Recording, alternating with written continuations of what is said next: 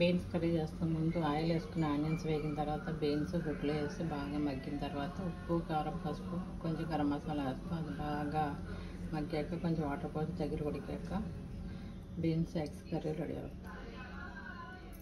రొయ్యల పులావ్ చేస్తాం. ముందు మసాలా దినుసులు వేసుకుని నెయ్యి వేసి బాగా వేగిన తర్వాత ఆనియన్స్ ఫ్రై కూడా వేగాక రొయ్యలు బాగా వేగిన తర్వాత 1 కప్పు బాస్మతి రైస్కి 2 కప్పులు వాటర్ పోస్తాం. అందులో గరం మసాలా, ఉప్పు, కారం, పసుపు అన్నీ వేసి 3 విజిల్స్ వచ్చిన తర్వాత రొయ్యల పులావ్ రెడీ అవుతుంది.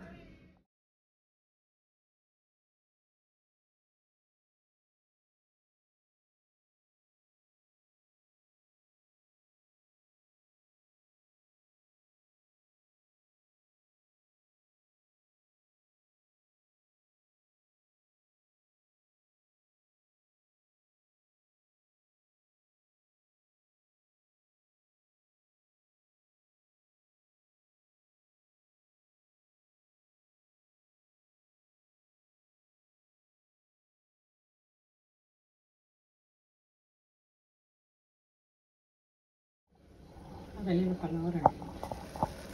సేమియా బీన్స్ కర్రీ.